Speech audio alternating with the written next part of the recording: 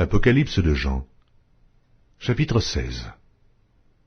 Et j'entendis une voix forte qui venait du temple, et qui disait aux 7 anges, « Allez, et versez sur la terre les 7 coupes de la colère de Dieu. » Le premier alla, et il versa sa coupe sur la terre.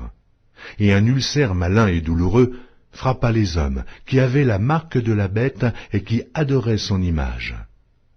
Le second versa sa coupe dans la mer, et elle devint du sang, comme celui d'un mort, et tout être vivant mourut, tout ce qui était dans la mer. Le troisième versa sa coupe dans les fleuves et dans les sources d'eau, et ils devinrent du sang. Et j'entendis l'ange des eaux qui disait, « Tu es juste, toi qui es, et qui étais, tu es saint, parce que tu as exercé ce jugement. Car ils ont versé le sang des saints et des prophètes, et tu leur as donné du sang à boire. Ils en sont dignes. » Et j'entendis l'autel qui disait, « Oui, Seigneur Dieu Tout-Puissant, tes jugements sont véritables et justes. » Le quatrième versa sa coupe sur le soleil, et il lui fut donné de brûler les hommes par le feu. Et les hommes furent brûlés par une grande chaleur. Et ils blasphémèrent le nom du Dieu qui a l'autorité sur ces fléaux, et ils ne se repentirent pas pour lui donner gloire. Le cinquième versa sa coupe sur le trône de la bête, et son royaume fut couvert de ténèbres, et les hommes se mordaient la langue de douleur. Et ils blasphémèrent le Dieu du ciel, à cause de leurs douleurs et de leurs ulcères, et ils ne se repentirent pas de leurs œuvres.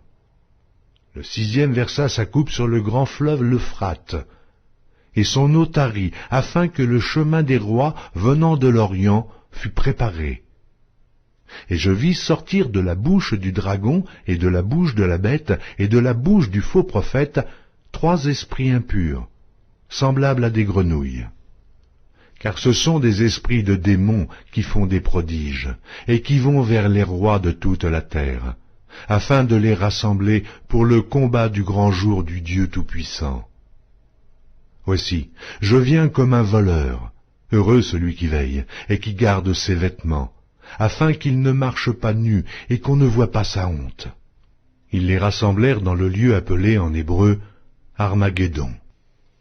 Le septième versa sa coupe dans l'air, et il sortit du temple du trône une voix forte qui disait, « C'en est fait. » Et il y eut des éclairs, des voix, des tonnerres, et un grand tremblement de terre, tel qu'il n'y avait jamais eu depuis que l'homme est sur la terre, un aussi grand tremblement.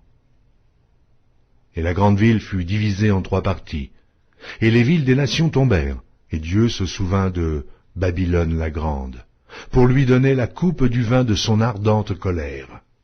Et toutes les îles s'enfuirent, et les montagnes ne furent pas retrouvées. Et une grosse grêle, dont les grêlons pesaient 1 talent, tomba du ciel sur les hommes.